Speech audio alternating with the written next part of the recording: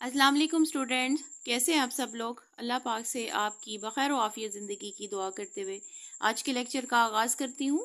जैसे कि आपको पता है कि हम यूनिट नंबर 3 को ख़त्म कर चुके हैं और आज हम इसकी एक्सरसाइज को अटैम्प्ट करेंगे। तो अल्लाह पाक का बबरकत नाम लेते हुए नबी पाक सल्लल्लाहु अलैहि वसल्लम पर दुरूद पाक पढ़ते हुए मैं आज के लेक्चर का आगाज़ करती हूँ। सल्लल्लाहु अला मुहम्मद सल्लल्लाहु अलैहि वसल्लम। जी क्वेश्चन नंबर 1 3.1 है जिसमें हमने एनसर्कल करना है करेक्ट ऑप्शंस को। नंबर 1 ऑप्शन है an immediate source of energy for our body is. Option number A है mango, option number B chicken, option number C mushroom and option number D is meet.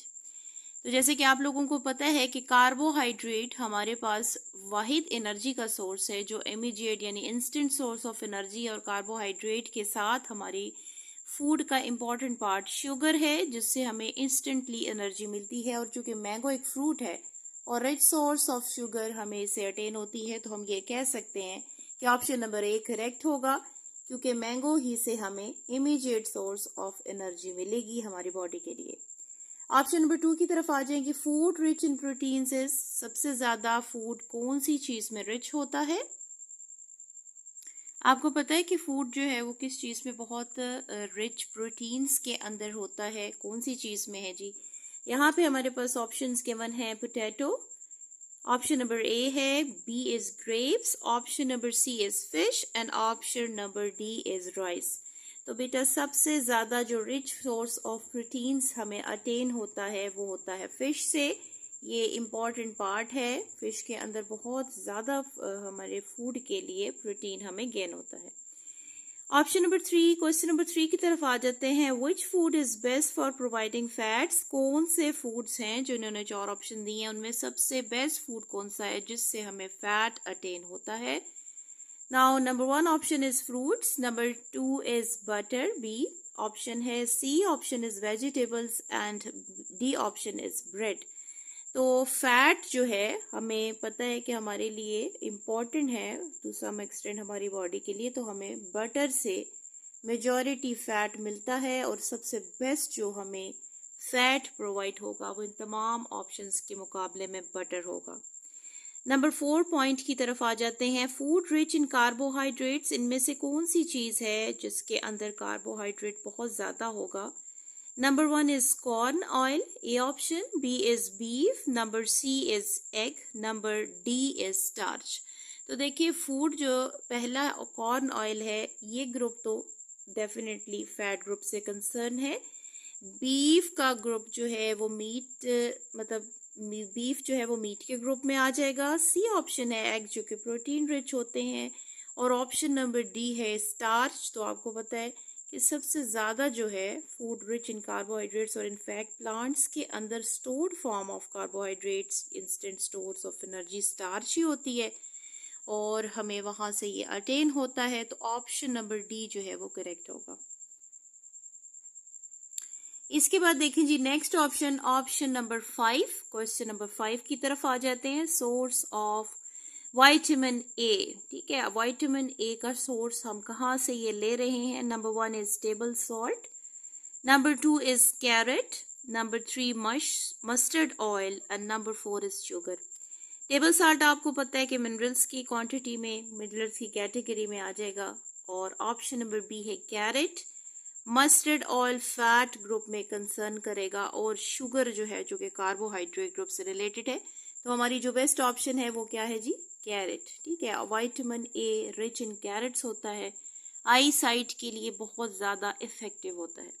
इसके बाद आ जाते हैं option number 6 की तरफ। Starch का source पूछा है इन्होंने। Source of starch is, number 1 is egg, A option, B is meat, number C is fish and number 4 is potato. आपको पता है कि ए बी और सी जो ग्रुप्स हैं वो तो प्रोटीन से मीट ग्रुप, और ये फिश भी मीट के ग्रुप में फॉल करता है, लेकिन डी ऑप्शन जो है वेजिटेबल्स के लिहाज से सबसे ज़्यादा रिच जो सोर्स ऑफ स्टार्च है वो पोटैटोज होते हैं। पोटैटो में बहुत ही ज़्यादा स्टार्च मौजूद होता है, तो ऑप्शन नंबर डी जो है यहाँ करेक्ट होगा, ठीक है जी, को पॉइंट नंबर 7 की तरफ आ जाते हैं। वेजिटेबल ऑयल्स कहाँ हैं? They are included in the food group. यहाँ से जितने ग्रुप्स इन्होंने मेंशन किए हैं, ऑयल्स और वेजिटेबल ऑयल जो है वो कौन से ग्रुप्स में होंगे? Number A option is carbohydrate, number B is protein, number C is fats and number D is vitamins. तो आपको पता है कि कार्बोहाइड्रेट तो कार्बोहाइड्रेट के ग्रुप में आ जाएगा, प्रोटीन प्रोटीन के ग्रुप में आएगा, वाइटामिन्स जो कि वाइटामिन से कंसर्न है, तो फैट जो है वो फैट्स और ऑयल के ग्रुप में वेजिटेबल ऑयल फॉल करेंगे, ये इस ग्रुप से कंसर्न करेगा।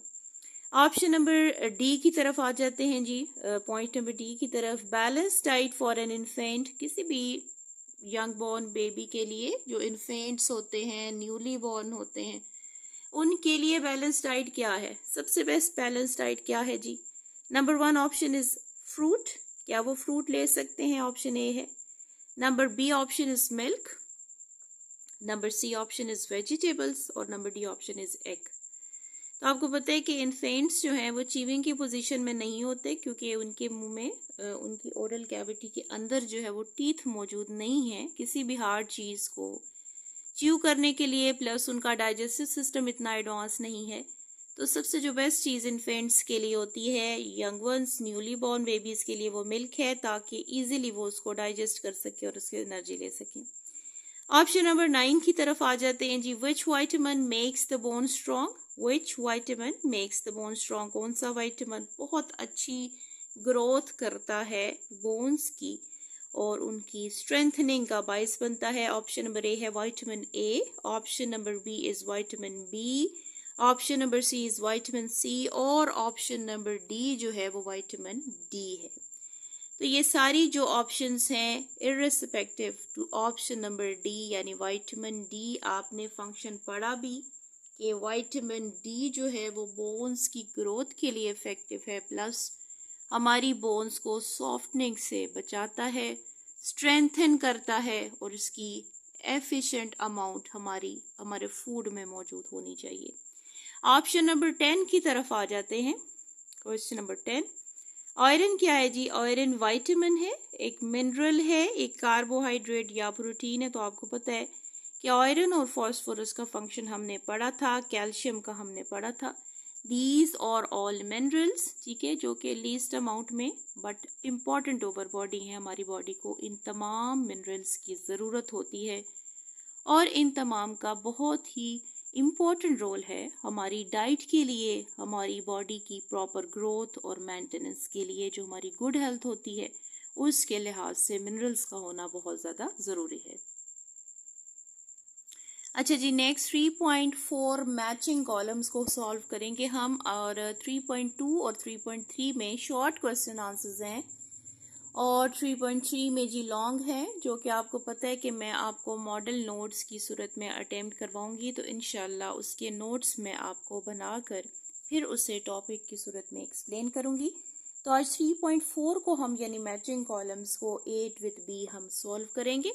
सबसे पहले देखें कि ऑप्शन या कॉलम नंबर ए में गिवन ऑप्शन है a mineral found in the table salt. ठीक है, एक टेबल सॉल्ट के अंदर हमारे पास जो मिनरल्स हमें मिलता है वो क्या है?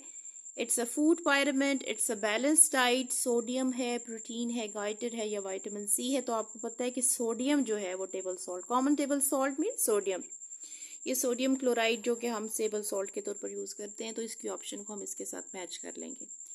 ऑप्शन नंबर बी को देखें, कॉलम ए में building blocks of our body, हमारी बॉडी की बिल्डिंग ब्लॉक्स कौन सी चीज़ बनाने का बायस बनते हैं, कौन सी चीज़ हमें रिक्वायर होती है, that is the food pyramid. Balance diet है, सोडियम, प्रोटीन, गाइटेड या विटामिन सी है। तो आपको पता है कि डेफिनेटली ये क्या चीज़ है? प्रोटीन्स हैं। ठीक है जी, प्रोटीन्स हमारी बॉडी की बिल्डिंग ब्लॉक्स कहलाती हैं। ऑप्शन नंबर सी की तरफ आ जाते हैं। थर्ड ऑप्शन है अ chart that helps in choosing the food, एक चार्ट जो हमें प्रोवाइड किया जाता है कि हम फूड की कितनी मिकदार लें, कितनी क्वांटिटी रिक्वायर होगी और कितनी एसेंशियल है। तो वो डेफिनेटली क्या चीज़ है जी? That is a food pyramid. ठीक है, फूड पायरामिड में आपको जिस तरह मैंने एक्सप्लेन कर दिया था कि कार्बोहाइड्रेट का चार्ट कॉलम के लिहाज से सबसे एलोंगेट होता है, बड़ा होता है और हमें ज़्यादा रिक्वायर होता है, स्टेप बाय स्टेप फिर हम फर्दर ग्रुप्स की तरफ आते हैं कि कौन सी चीज़ हमें ग्रुप के लिहाज से कितनी क्वांटिटी में चाहिए होगी। ऑप्शन नंबर फोर्थ की तरफ आ जाते हैं। A food that contains proper amounts of all the essential nutrients for a person। ठीक है, कौन सा फूड जो प्रॉपर अमाउंट या प्रॉपर प्रोपोर्शंस के लिहाज से एसेंशियल न्यूट्रिएंट्स के साथ किसी भी बंदे को यानी लिविंग बॉडी को रिक्वायर होगा, दैट इज कॉल्ड, आपको पता है कि ये बैलेंस डाइट है। और बैलेंस डाइट की ये डेफिनेशन है, a food that contains the proper proportion और proper amounts of all the essential nutrients for a living body for a person. ठीक है, सिट्रस फ्रूट्स जो हैं वो कहाँ मौजूद होता है एग्जैक्टली ये विटामिन सी में हमें मिलते हैं, तो विटामिन सी का हम इसके साथ मैच करेंगे। ठीक है, इसके बाद देखें जी, लास्ट ऑप्शन हम अटेम्प्ट कर लेते हैं, डेफिशिएंसी ऑफ आयोडीन। आयोडीन की डेफिशिएंसी से क्या होता है, कौन सी डिजीज होती है? तो आपको पता है कि मैंने आपको एक्सप्लेन कर दिया था प्रीवियस, हमने जब लेक्चर पढ़ा, हमने जब चैप्टर को स्टडी किया, तो डेफिशिएंसी ऑफ आयोडीन जो है वो एक बीमारी, एक डिजीज क्रिएट करती है जिसका नाम गाइटर है। ये थायरोक्सिन को अफेक्ट करता है और it is a very thyroid is a very important hormone. ठीक है, तो उसकी ग्रोथ को रेगुलेट नहीं मतलब उसकी ग्रोथ को डिस्टर्ब करेगा, तो उससे एक डिजीज़ क्रिएट होगी जिसको हम थायरोक्सिन गाइटर कहेंगे। और ये डेफिशिएंसी ऑफ आयोडीन की वजह से है। जब हमारी बॉडी आयोडीन की प्रॉपर रिक्वायरमेंट नहीं ले रही तो इट मीन्स कि हमारे अंदर ये डिजीज़ होने के खदशात होंगे। आज के लेक्चर में मैंने आपको 3.4 और 3.1 एक्सरसाइज सॉल्व करवाई है। नेक्स्ट लेक्चर में इंशाल्लाह हम शॉर्ट क्वेश्चन आंसर्स को अटेम्प्ट करेंगे और फिर हम लॉन्ग को भी नोट्स की सूरत में बनाएंगे। नेक्स्ट लेक्चर तक के लिए आपसे इजाज़त चाहूँगी, इंशाल्लाह फिर मुलाकात होगी। अल्लाह हाफिज़।